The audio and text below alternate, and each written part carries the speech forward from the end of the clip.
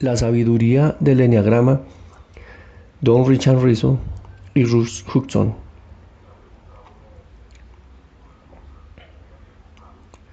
Capítulo primero, prólogo. Seres de luz.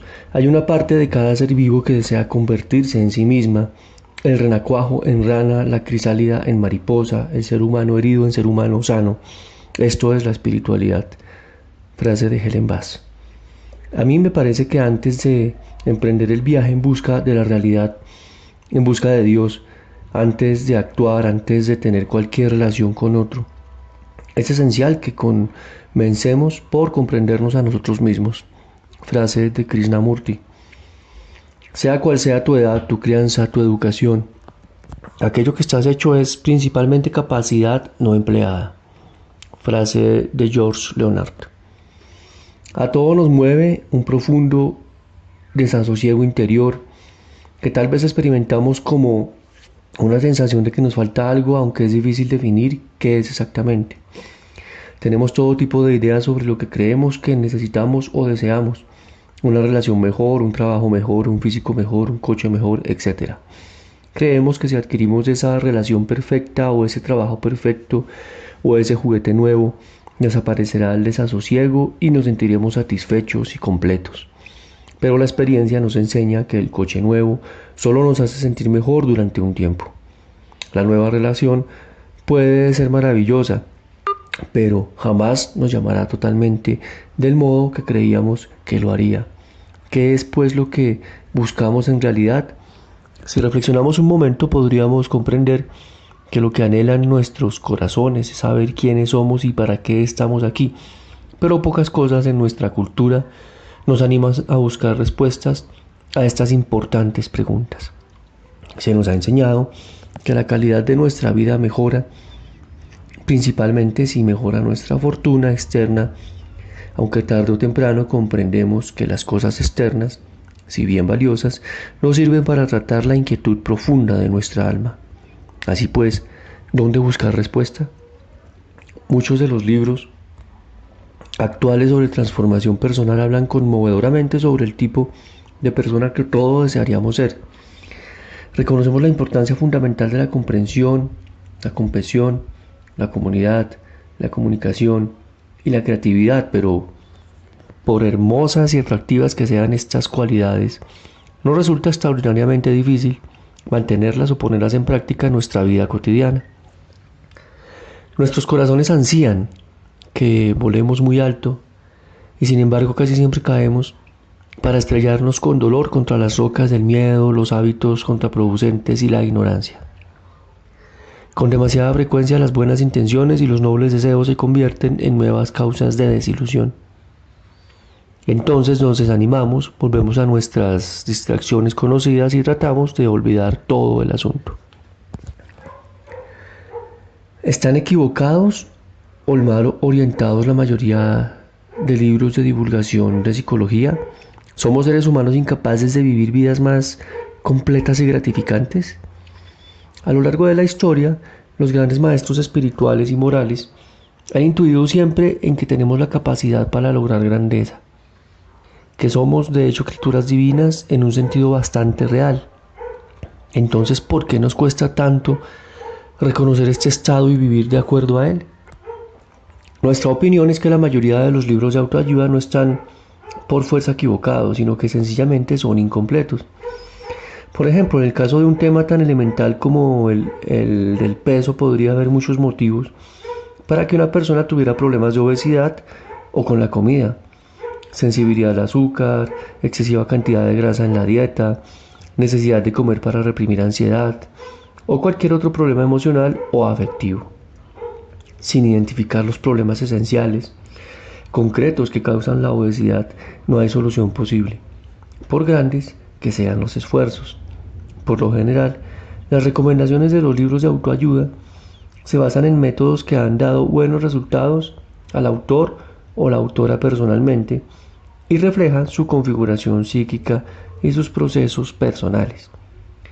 Si ocurre que un lector tiene una configuración similar, el método tal vez le resulte eficaz, pero si es poca la similitud, los consejos pueden confundir más que ayudar al lector. Cualquier método eficaz para crecer debe, por lo tanto, tomar en cuenta el hecho de que hay tipos diferentes de personas, tipos diferentes de personalidad. A lo largo de la historia se han propuesto muchos sistemas psicológicos y espirituales para tratar o explorar este conocimiento esencial. La astrología, la numerología, los 4 temperamentos clásicos que son flemático, colérico, melancólico y sanguíneo, la teoría de los tipos de personalidad de Jung, que es la orientación hacia la extraversión o la introversión, y funciones de intuición, sensación, sentimiento y pensamiento, y muchos otros.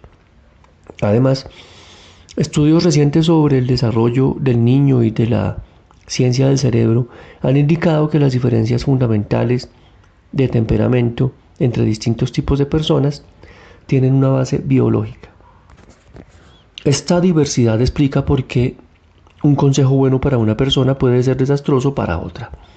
Decirle a algunos tipos que deben centrarse más en sus sentimientos es como arrojar agua a un hombre que se está ahogando.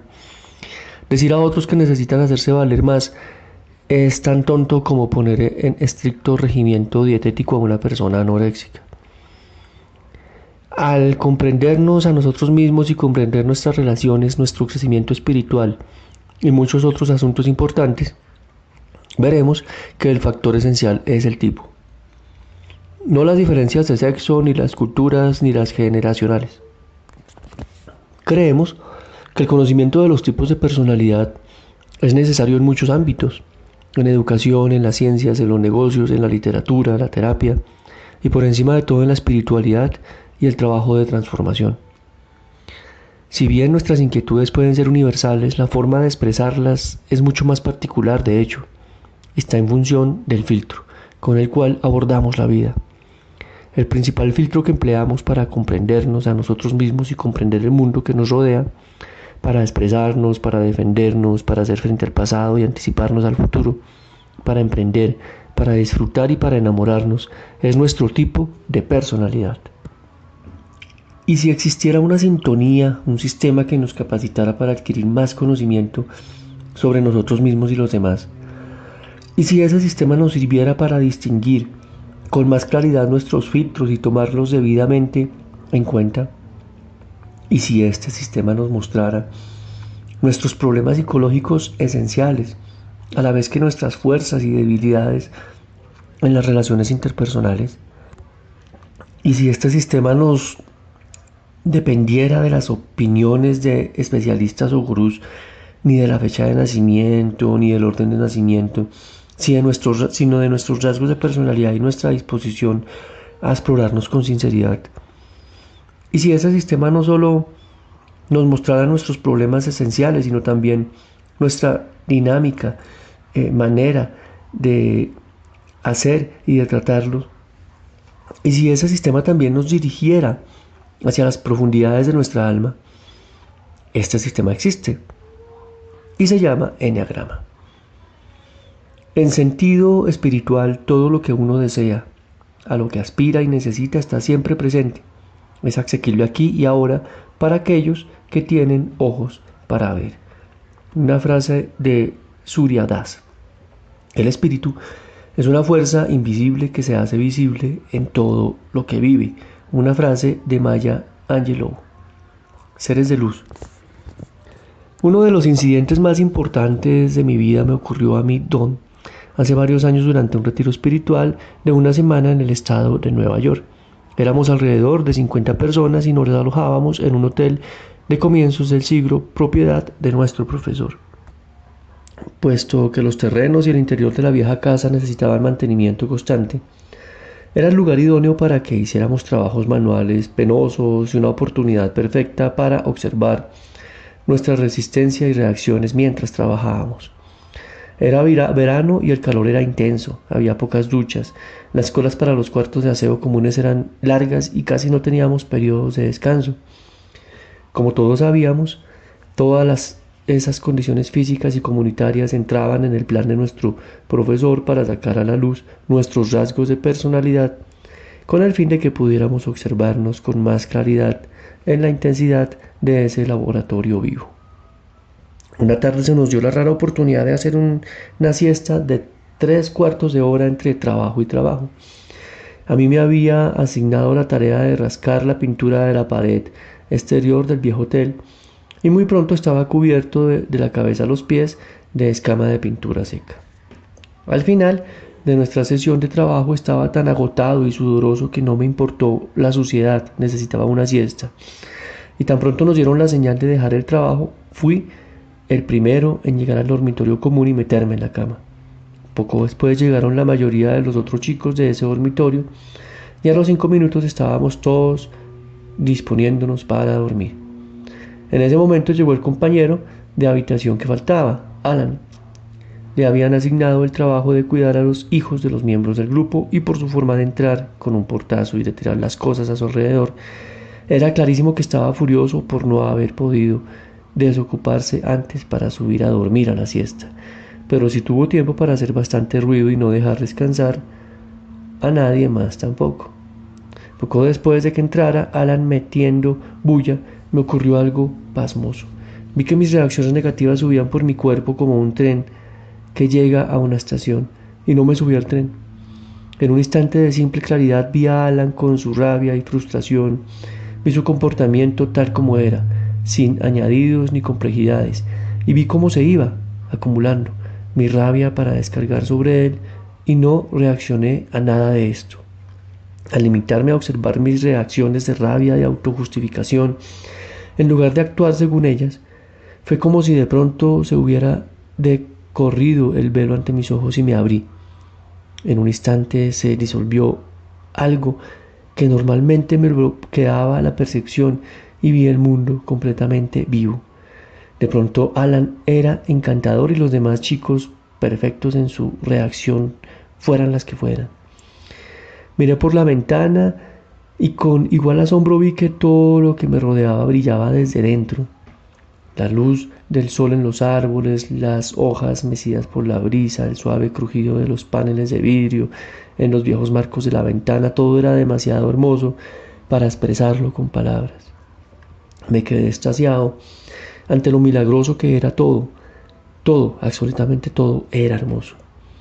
Continuaba en ese estado de asombrado éxtasis cuando me reuní con el resto de la meditación de última hora de la tarde.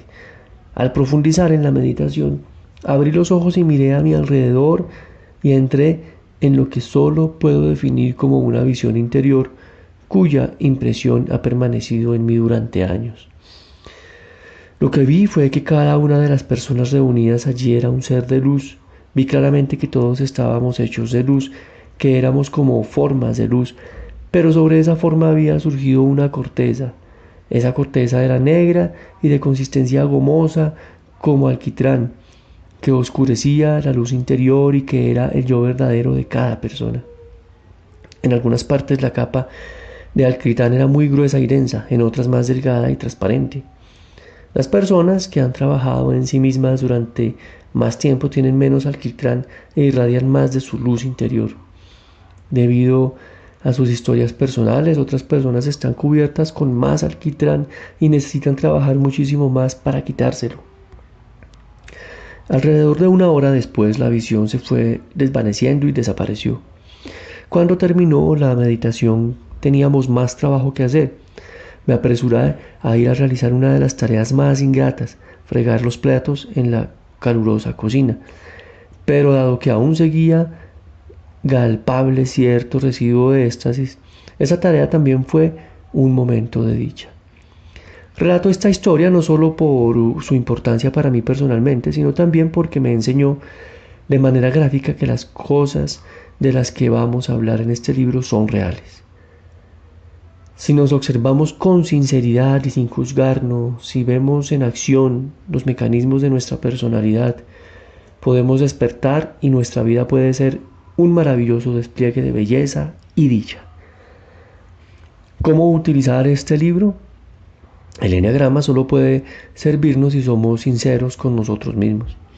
Así pues, los elementos de este sistema y este libro servirán mejor como una guía para la autoobservación y la autoexploración. Este libro lo hemos diseñado con muchos detalles prácticos para facilitar su uso entre otros. Actitudes sanadoras y dones y proceso de transformación de cada tipo de personalidad. Cómo observar y dejar marchar los hábitos y las relaciones problemáticas. Cómo trabajar con las motivaciones de cada tipo de personalidad. Mensajes inconscientes recibidos de la infancia. Estrategias terapéuticas para cada tipo. Empujones espirituales para arrancar, llamadas y despertar y banderas rojas para cada tipo. Cómo cultivar la percepción de la vida cotidiana. Sesiones de trabajo interior y prácticas para cada tipo. Cómo usar el sistema para continuar el crecimiento espiritual. Dado que es útil hacer los ejercicios que presenta este libro en una especie de diario personal, te convendría dedicar a este fin una librería, cuaderno o archivador. Te recomendamos que uses este diario de trabajo interior para anotar las ideas y percepciones que te vengan a la mente mientras lees acerca de tu tipo de personalidad y sobre los otros 8. A muchas personas les ocurre que esta información les evoca todo tipo de temas, recuerdos e inspiraciones creativas. A modo que mi primer ejercicio te sugiero que escribas tu biografía, no tu autobiografía, escribe sobre ti en tercera persona usando él o ella y no el yo. Cuenta la historia de tu vida comenzando por tus primeros años o antes lo que sabes de la historia de tu familia, hasta el momento presente como si estuvieras hablando de otra persona. También podría ser conveniente que dedicaras una página de tu diario a cada decenio, dejando espacio para añadir ideas y observaciones al respecto a medida que las recuerdas. No te preocupes de la corrección literaria, lo importante es que veas tu vida en su conjunto y totalidad como si la contaras a otra persona. ¿Cuáles han sido los momentos decisivos de tu vida, tus traumas y triunfos? Esos momentos en que comprendiste que para bien o para mal tu vida no volvería a ser la misma. ¿Cuáles han sido las personas más importantes de tu vida, las que han actuado de testigos de tus esfuerzos y tu crecimiento, aquellas que te han herido y aquellas que han sido tus mentores y amigas compasivas? Pon el máximo posible detalle. Vuelve a tu biografía siempre que desees añadir algo mientras lees el libro y adquieras más conocimiento sobre ti mismo. Tu historia se irá enriqueciendo y adquirirá más sentido a medida que te comprendas con más profundidad.